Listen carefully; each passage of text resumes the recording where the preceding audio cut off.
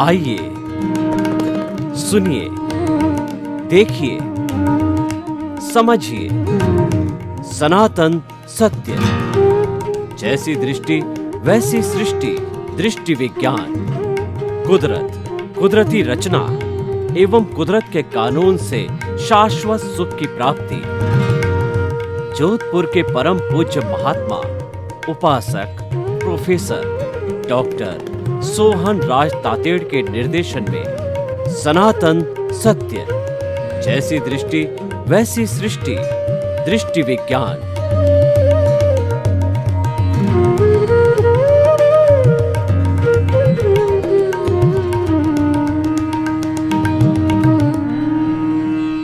भाई और बहनों, मातृशक्ति को नमन।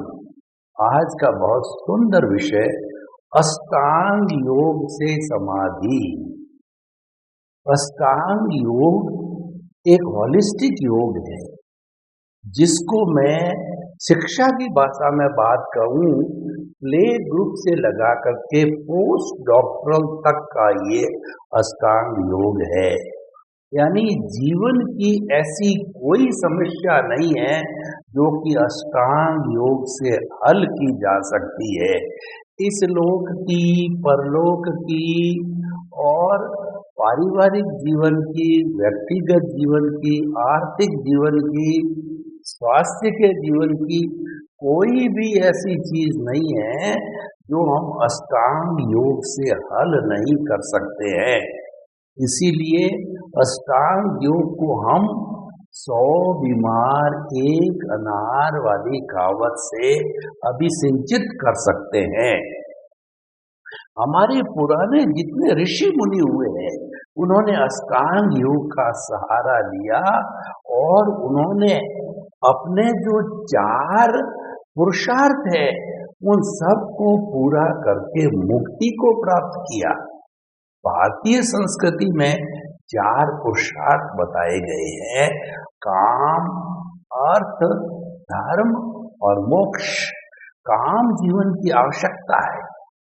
जब हम भोजन खाते हैं तो भोजन के साथ साथ में काम की वृत्ति बदलती है, काम की वृत्ति बनती है, क्योंकि हमारी भोजन से सप्त धातु पैदा होते हैं। भोजन से ब्लड होता है, मांस होता है, मेद होती है, मज्जा होता है, धातु होता है, वीर्य होता है। सभी उससे सप्त धातु पैदा होते हैं और वो काम की इच्छा को उत्पन्न करते हैं। यह एक जो है कहना चाहिए नेचुरल फिनोमिना है। तो उसके लिए हमारी भारतीय संस्कृति के अंदर एक बहुत सुंदर व्यवस्था बनाई है। वो व्यवस्था है पारिवारिक जीवन।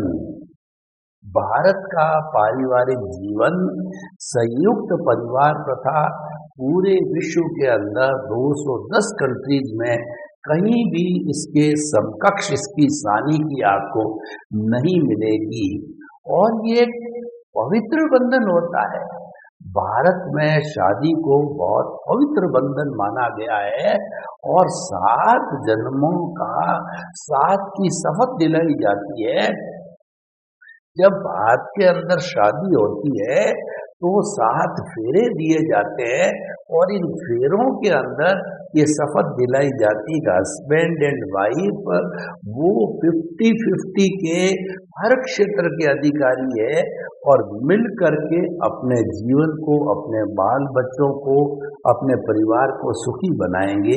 वो दोनों की जिम्मेवारी है और उनका ये 7 जन्म का साथ रहेगा।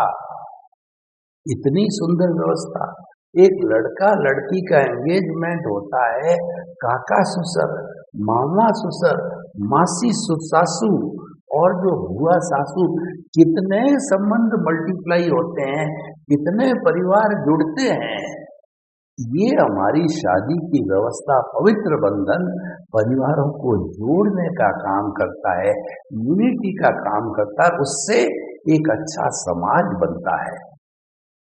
जबकि वेस्टर्न सिविलाइजेशन में शादी का एक दूसरा ही डेफिनेशन है। उसमें तो जब चाहो जिससे कोर्ट में जाकर के मैरिज कर लो, जब चाहो जब डाइवोर्स कर दो। बच्चे अगर उनके साथ किसी के साथ रहना चाहे वो रह सकते हैं, और नहीं रहे तो गवर्नमेंट के जो होम डेज बने हुए हैं उसमें भेज देते हैं और वहीं पलते हैं पुसते हैं। यानी संतान को जो जितना हम संतान को प्यार स्नेह और धन का बंटवारा उनके पैरों पर खड़ा करने की जितनी चिंता माता पिता करते हैं उतनी वेस्टर्न सिविलाइजेशन में नहीं होती है। माता पिता के जब बच्चे पैदा हो जाते हैं तो सबसे ज्यादा चिंता उनको बच्चों के भविष्य की, कैरियर की, पैरों पर खड़े करने की होती है। और जब वो अच्छे पैरों पर खड़े हो जाते हैं तब वो धन्यता और मुक्तता का अनुभव करते हैं। तो ये काम उससे जुड़ा हुआ आप सब जानते हो, मुझे काम की बताने की जरूरत नहीं। अर्थ से सारा जो मैंने काम बताया दुनिया का सब अर्थ से चलता है। अर्थ के लिए व्यक्ति जीव को उपार्जन करता है। अब जो है अष्टांग योग का मुख्य रोल चालू होता है धर्म और मोक्ष।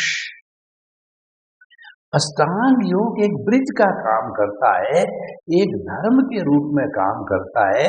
वह जोड़ता है हमारे संसारिक जीवन और अध्यात्म जीवन को जोड़ने वाला तत्व वो धर्म है, वो अष्टांग योग है। और हमारी जो मंजिल मुक्ति की है उसमें अष्टांग योग के जो 8 अंग है इतने सुंदर तरीके से काम करते हैं कि वो स्वतः ही स्टेप बाय स्टेप व्यक्ति मुक्ति को चला जाता है। हमारे ऋषि मुनि जो कि प्राकृतिक जीवन जीते थे और वो गुरुकुलों में रहा करते थे, वो आश्रमों में रहा करते थे और बच्चे उनके पास में 25 वर्ष की उम्र तक पढ़ने जाते थे, प्रकृति की गोद में रहते थे। गुरुकुल शिक्षा प्रणाली पुरानी प्रकृति की गोद में थी। चिड़िया चहचहा रही है, मोर नाच रहे हैं और कलकल करते हुए झरने बह रहे हैं, नदी बह रही है, चारों तरफ हरियाली हरियाली है। हिरण जो इधर से उधर कूद रहे हैं, तितलियां जो है इधर से उधर जा रही है। यानी एक विहंगम प्रकृति का दृश्य, उसको देखते देखते ईश्वर के दर्शन हो जाते हैं, आत्मा के दर्शन हो जाते हैं। और वहां पर शिक्षा कैसी दी जाती वो मुख्य बात है। सम शम और श्रम की शिक्षा दी जाती है। सम का मतलब समता भाव। 25 वर्ष में बच्चे को सबसे बड़ी शिक्षा विनयशीलता की दी जाती है। अपने से बड़ों को प्रणाम करो, बड़ों का रेस्पेक्ट करो, बड़ों की बात को मानो और जहां से भी गुण मिले वो ग्रहण करो। यानी सारी शिक्षा गुरुकुल के अंदर जो है समता की साधना की जाती है। शम, क्रोध, अहंकार, माया, लोभ, ये जितने भी नकारात्मक भाव है, ये नकारात्मक भावात्मक है, उन सब के ऊपर चोट की जाती है, उनका शमन करने की शिक्षा दी जाती है। क्रोध नहीं करना, अहंकार नहीं करना, उसके दुष्परिणाम बताए जाते हैं। और माया ये बताया जाता है चारों को कि ये है, इसको छोड़ना है, हर हालत में छोड़ना है और छोड़ने की ट्रेनिंग दी जाती है। तो ये जो सम, शम और श्रम, छोटा बड़ा हर काम, पानी लाना, भोजन पकाना, लकड़ी लाना, चूल्हा जलाना, कपड़े धोना, सफाई करना, आश्रम की सफाई करना, गुरु की सफाई करना, ये सब की जो है वह संस्कृति वहाँ सिखाई जाती है। तो गुरुकुल से निकलने वाला बच्चा जो कि वहाँ अष्टांग योग की ट्रेनिंग, अभी आपको अष्टांग योग बताएंगे, वो ट्रेनिंग लेकर के जब गृहस्थ जीवन में आता है तो वो वेल ट्रेन्ड पर्सन होता है और गृहस्थी को बहुत सुंदर तरीके से निभाता है। और गृहस्थी नहीं, ब्रह्मचर्य, गृहस्थ आश्रम, वानप्रस्थी भी बनता है, वह सन्यासी भी बनता है और मुक्ति को भी जाता है। देखिए अष्टांग योग के नियम क्या, देखिए अष्टांग में कौन से चरण हैं। पहला चरण है यम, यम का अर्थ होता है अहिंसा, सत्य, अचौर्य, ब्रह्मचर्य और अपरिग्रह। जब तक पहला स्टेज आप क्लियर नहीं करते हो तब तक आप आगे नहीं बढ़ सकते हो। यानी सबसे पहला अंग है चरित्रवान बनो, अहिंसा का पालन करो, प्राणी मात्र को कष्ट न हो, मन से, वचन से, काया से, करने से, करवाने से, अनुमोदने से प्राणी मात्र को कष्ट नहीं होना चाहिए। ये अहिंसा की सूक्ष्मतम व्याख्या है। और सारे धार्मिक ग्रंथ जो है अहिंसा माँ की कोख से जो है निकले। और अहिंसा को धर्म से अगर निकाल दिया जाए तो वो धर्म शून्य हो जाता है, वो अधर्म बन जाता है। सत्य, God is truth, truth is God, इतनी बड़ी शिक्षा जो है अष्टांग योग के अंदर दी गई है। सत्य ही भगवान है, सत्य ही परमात्मा है, सत्य ही ईश्वर है। और सत्यमेव जयते, सत्य की जय, वो जय होगी वो सत्य की जय होगी। हमारे देश का जो स्लोगन है सत्यमेव जयते, अल्टीमेटली जय होती वो हमेशा सत्य की होती। सत्यवादी कष्ट पा सकता है लेकिन विजय उसी की होती है। अचोरी, अपना सो अपना, पराया सो पराया, किसी की वस्तु को बदनीयते, चोरी की नीति से उठाना नहीं चाहिए। ऐसे संस्कार दिए जाते हैं, पढ़ाया जाता है, उसकी जो है वो रिलीवेंस बताई जाती है, सामाजिक उपयोगिता बताई जाती है और उसको जीवन में धारण करने की बात बताई जाती है। अहिंसा, सत्य, चौर्य और ब्रह्मचर्य, पूरा आश्रम 25 साल की उम्र तक ब्रह्मचर्य में रहना चाहिए। वो ब्रह्म यानी आत्मा के अंदर चर्या करनी चाहिए। और अपरिग्रह यानी जितनी आवश्यकता हो, जितनी नीड हो उतना ही व्यक्ति को इकट्ठा करना चाहिए, शेष का संग्रह नहीं करना चाहिए। अगर भाग्योदय से उसके अतिरिक्त धन मिलता है तो उसको दोनों हाथों से डोनेट करो, लोगों की भलाई के लिए लगाओ, परोपकार करो, जगत कल्याण करो और दूसरा जगत का भला करो। यम, नियम, शौच, संतोष, त्याग, स्वाध्याय और ईश्वर प्राणिधान, 5 तरह के जो नियम होते हैं। सफाई, शौच का मतलब भीतरी और बाहर, अंदर नेगेटिव थॉट्स ना हो, पॉजिटिव थॉट्स हो, मन शुद्ध रहे, शरीर शुद्ध रहे, तन और मन शुद्ध होना चाहिए। शौच, संतोष, संतोषम परम सुखम, जो कुछ भी ईश्वर ने दिया है उसी में ही संतुष्टि करो और ईश्वर से प्रार्थना करो, साईं इतना दीजिए और जामे कुटुंब समाए, मैं भी भूखा न रहूं और भूख और साधुन भूखा जाए। हे प्रभु, मुझे इतना देना कि मैं और परिवार का भरण पोषण करूं और मेरा कोई भी मेरा जो अतिथि देवो भव आवे, मैं उसकी सार संभाल करूं, देश की, राज्य की, समाज को जितना मेरा दायित्व है उससे पूर्ण हो सकूं, इतना मुझे देना। तो शौच, संतोष, त्याग की वृत्ति होनी चाहिए कि जो है वो यथा संविभाग। हम परिवार में रहते हैं तो परिवार में जितनी अपनी पाती आती है, जितना अपना हिस्सा आता है वो ही लेना चाहिए, नॉइन शेयर कभी भी नहीं लेना चाहिए। तो इसीलिए ये जो है त्याग की वृत्ति होनी चाहिए। दूसरे के लिए त्यागो, परिवार के लिए त्यागो, समाज के लिए त्यागो, देश के लिए त्यागो, ईश्वर प्रणिधान, गॉड फियरिंग रहना चाहिए। जो हमारा अष्टांग योग ये कहता है, व्यक्ति को ईश्वर की भक्ति करनी है। जो भी आपका इष्ट हो उसकी चांटिंग करो, जप करो, तप करो और उसको याद करो, उसकी माला फेरो, उसका प्राणिधान करो, उसका ध्यान करो। तो ईश्वर प्राणिधान है। यम, नियम, आसन। देखिए कि जिस पोस्चर के अंदर पक्षी पशु बैठते हैं वो पोस्चर आसन कहलाता है। तो वैसे तो कुल आसन 72 माने गए हैं, लेकिन आसन असंख्य हो सकते हैं। तो यानी जिससे हमारा शरीर जो है, हमारे मसल्स जो कहना चाहिए नरम रहे, डक्टाइल रहे, उसमें लचीलापन आवे और अपनी अपनी उम्र के साथ में अपने अपने वो जैसी जैसी हमारी कोई बीमारी है उसके अनुरूप हमें वैसे वैसे आसन करना चाहिए और प्राणायाम करना चाहिए। प्राण का अगला विषय है प्राणायाम। तो आसन को आसन जरूर करना चाहिए। आसन कुल मिलाकर के हमारे शरीर को लचीला बनाते हैं। जब शरीर लचीला होता है उसमें अकड़न जकड़न नहीं होती है तो हमारे नेगेटिव थॉट्स नहीं आते हैं। और अगर शरीर के अंदर अकड़न है, जकड़न है, भारीपन है, स्ट्रेस है, स्ट्रेन है, तो उस कंडीशन में हमारे निश्चित तौर पे नकारात्मक भाव आएंगे, क्योंकि अकड़न का संबंध नकारात्मक भावों से है। और जहाँ पर नकारात्मक भाव है हमारा जो है ई क्वोशेंट, इमोशनल क्वोशेंट गिर जाता है। हम एक अच्छे इंसान नहीं बन पाते हैं, क्योंकि दुनिया में सब खेल भावों का ही है।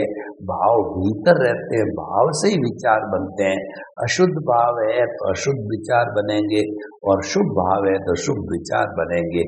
तो इस तरीके से आसन, प्राणायाम, प्राण, जो हमारी जो ऑक्सीजन है जो भीतर जाती है बाहर आती है, उसका आयाम करना, उसका संतुलन करना, यानी जितनी ज्यादा ऑक्सीजन भीतर जाएगी फेफड़ों में उतना ज्यादा ब्लड क्लीन होगा, साफ होगा। और जितना ब्लड साफ होगा उतना वो एक एक कोशिका को न्यूट्रिएंट्स अच्छी खुराक देगा।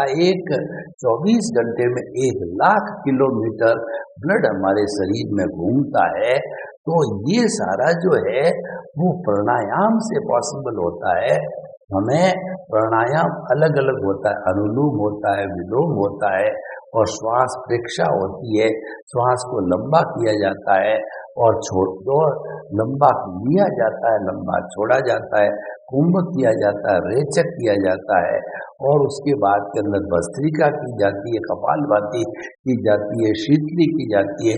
बहुत से प्राणायाम हैं जो कि हमारे श्वास से जुड़े हुए हैं, वो किए जाने चाहिए। ये हमको कई तरह से बॉडी के अंदर लाभ पहुंचाते हैं। हमारी बॉडी की एक एक कोशिका जो है उसके तक ऑक्सीजन जाती है और वो कोशिका जो है स्वस्थ रहती है होमोस्टैटिक कंडीशन में। अब मैं भीतर की ओर जाता हूँ। अभी तक तो ये सारी बाहर की चीजें थी और व्यक्ति करता है, वो दिखाई भी देता है। अब भीतर धारणा, धारणा का मतलब है रिटेंशन करना। गुरु ने अच्छी बात बताई, माता पिता ने अच्छी बात बताई और बड़े भाई ने अच्छी बात बताई, मित्र ने अच्छी बात बताई, किसी ने भी अच्छी बात बताई, उसको धारण करो, अपने मस्तिष्क के अंदर उसका रिटेंशन करो, उसका अस्तित्व बनाए रखो, उसकी बार बार अनुप्रेक्षा करो, उसको याद करो। जैसे कि गुरु ने ये कहा क्रोध का शमन करो, तो बार बार याद करो कि क्रोध का शमन कर रहा हूँ, करना चाहिए। Honest is the best policy बताया गया है, तो बार बार भीतर स्मरण करो, उसको टिकाऊ करो। और यही धारणा है, आगे जाके संस्कार बनते हैं और व्यक्ति ऑनेस्ट बनता है, व्यक्ति आज्ञाकारी बनता है, व्यक्ति विनयशील बनता है और व्यक्ति के अंदर गुणों की खान आ जाती है। धारणा, यही संस्कार कहलाते हैं, यही सुसंस्कार कहलाते हैं। और अगर हम इसको गलत दिशा में मोड़ देते हैं तो कुसंस्कारी बन जाते हैं। कुसंस्कारी का जो है वो भविष्य बहुत जो है गिरा हुआ होता है।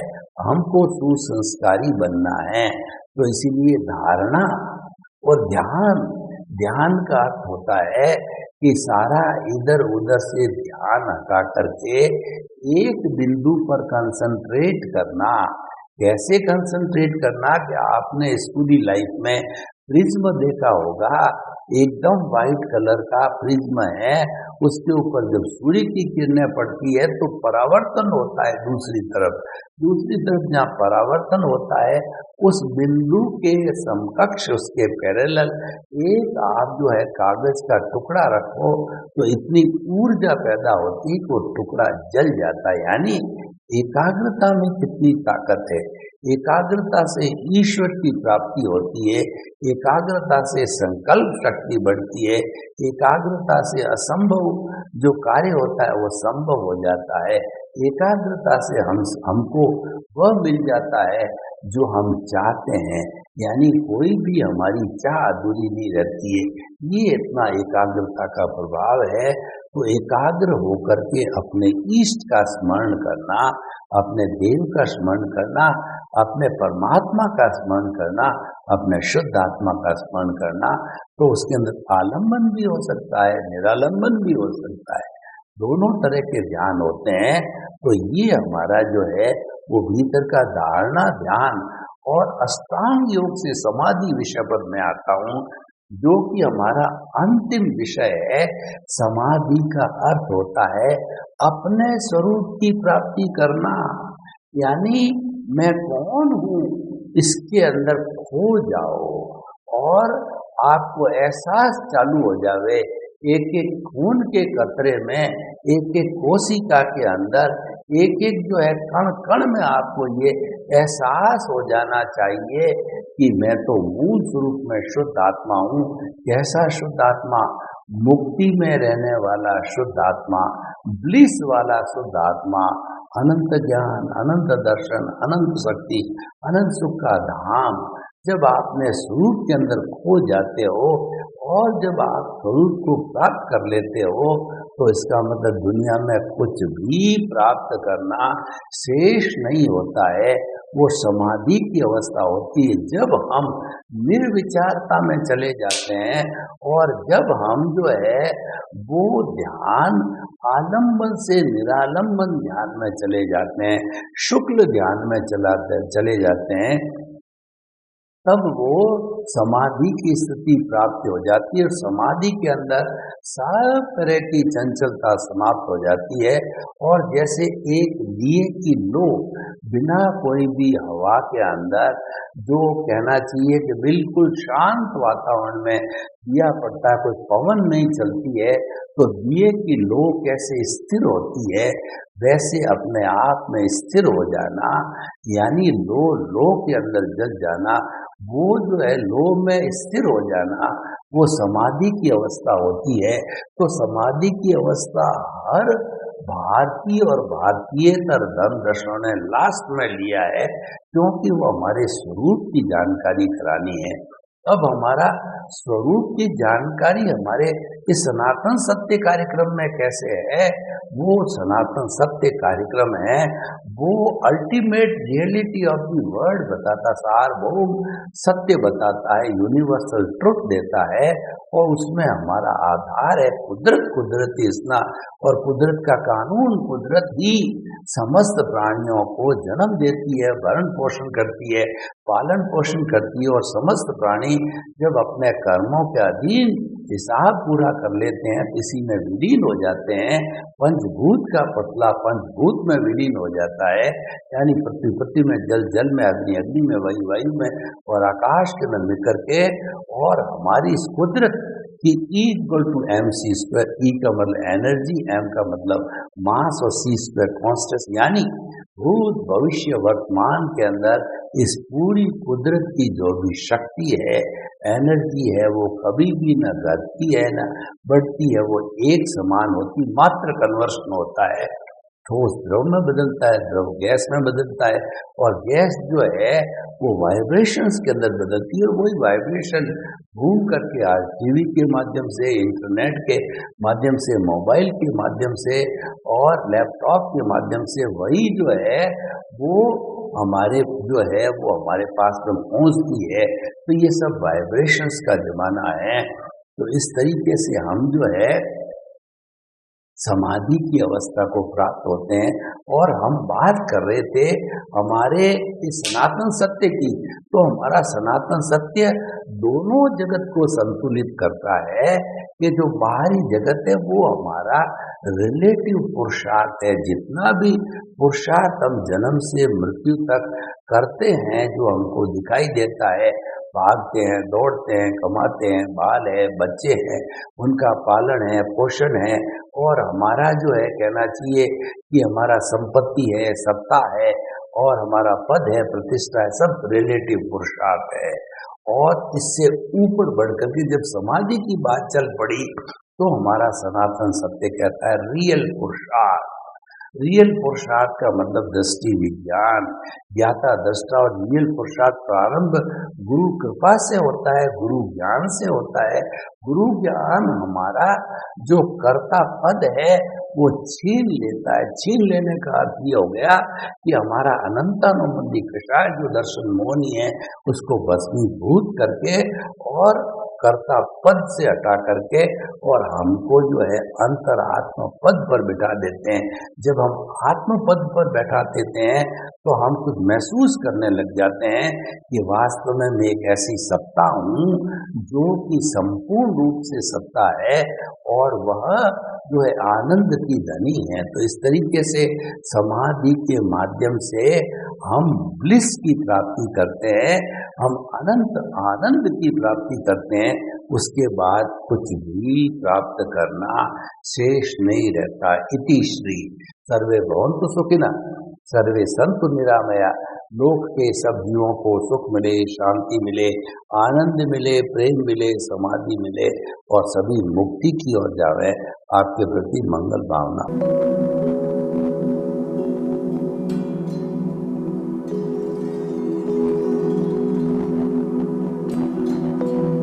एक ऐसा अंतर्राष्ट्रीय ख्याति प्राप्त मानव जो गुरु प्रेरणा से पिछले 20 वर्षों से वानप्रस्थ जीवन जीते हुए 24 घंटे मानवता की सेवा में संलग्न है। एक ऐसा मानव जो अभी राष्ट्रीय, अंतर्राष्ट्रीय टीवी चैनलों पर 7,500 एपिसोड के माध्यम से सनातन सत्य, आत्मविज्ञान एवं पुनरुत्थान व्यवहार एवं निश्चय जगत के जीवनोपयोगी विषयों पर हृदय स्पर्शी प्रवचन कर चुका है। उस मानव का नाम है महात्मा उपासक प्रोफेसर डॉक्टर सोहन राज तातेड़। प्रोफेसर तातेड़ द्वारा योग, दर्शन, शिक्षा विषयों पर रचित पीएचडी स्तर के 250 शोध ग्रंथ भारत के 100 प्रतिष्ठित विश्वविद्यालयों में शोधार्थी पढ़ रहे हैं तथा वे सभी शोध ग्रंथ वहां की सेंट्रल लाइब्रेरियों में उपलब्ध हैं। महात्मा सोहन राज ने अभी तक हजारों स्कूलों, कॉलेजों, विश्वविद्यालयों एवं संस्थाओं में सेमिनार, वर्कशॉप, कैंप लगाकर लाखों विद्यार्थियों को योग, दर्शन, शिक्षा का प्रशिक्षण देकर उन्हें सुसंस्कारित किया। डॉक्टर तातेड़ ने भारतीय संस्कृति उत्थान के 4000 से अधिक समसामयिक विषयों पर आर्टिकल लिखकर ऑनलाइन जर्नल, पत्रिकाओं, वेबसाइट्स पर प्रकाशित किया, जिसका उपयोग लाखों पाठक कर रहे हैं।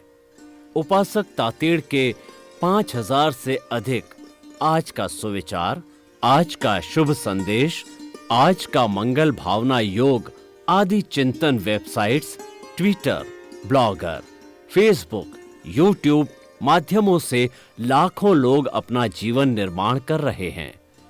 मानवता के मसीहा ऐसे महामानव महात्मा सोहन राज तातेड़ के प्रोफाइल को अभी तक विश्व के 20 लाख दर्शक यूट्यूब पर, 12 लाख गूगल पर एवं लाखों दर्शक फेसबुक, ब्लॉगर, ट्विटर और इंस्टाग्राम पर देख चुके हैं।